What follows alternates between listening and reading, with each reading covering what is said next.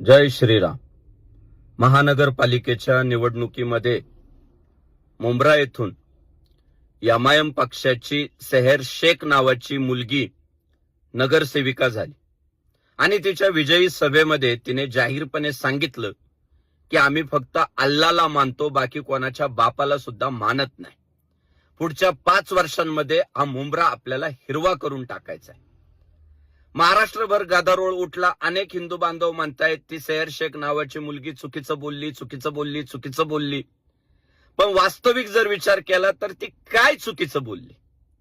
ती वयानं लहान असल्यामुळं तिच्या पोटात जे ते तिच्या ओठातनं जाहीरपणे बाहेर आलं. तिच्या घरात तोच विचार सुरू आहे, तिच्या धर्मात तोच विचार सुरू आहे. अहो, 100तल्या 99 मुसलमानांची इच्छा आहे की हा हिंदुस्थान हिरवा झाला पाहिजे, इथे फक्त अल्लाचं अस्तित्व राहिलं पाहिजे.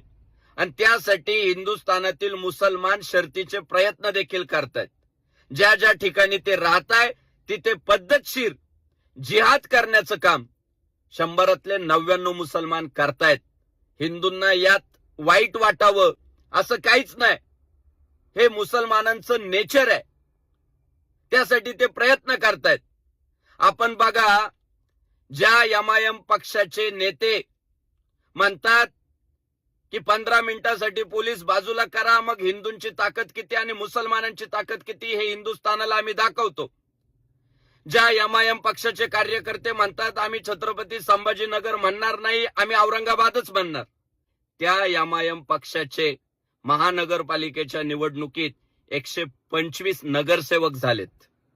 ते पद्धतशीर काम करतायत, ते त्यांचा धर्म वाढवण्यासाठी संघटित झालेत आणि त्या पद्धतीने त्यांची वाटचाल चालू आहे. यात हिंदूंना वाईट वाटावं असं अजिबात काही नाहीये. यावर पर्याय एकच आहे, हिंदूंनी संघटित व्हावं. हिंदूंनी भगव्या ध्वजाचाच अभिमान बाळगावा. हिंदूंनी निश्चय करावा, ज्याच्या कपाळाला नाही टिळा त्याच्याशी संबंध टाळा.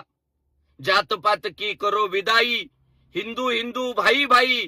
हिंदू बांधवांनो, हे शब्द नाहीयेत, हे मंत्र आहे. आणि हे मंत्र जर आपण आचरणात नाही आणले तर आपलं भवितव्य नक्कीच धोक्यात आहे. तुमच्या माहितीसाठी सांगतो, हिंदूला फक्त हिंदूच वाचवू शकतो. त्यामुळे हिंदूंनो, कुणाच्याही भरोशावर राहू नका. तुम्ही संघटित व्हा. आम्ही जे पोटतिडकीने सांगतोय यात आमचा काही स्वार्थ नाही हो.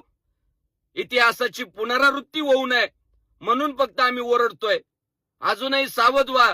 कट्टर इस्लाम काय असतो हे समजून घ्या आणि यांच्यापासून सावध राहा. जय श्रीराम.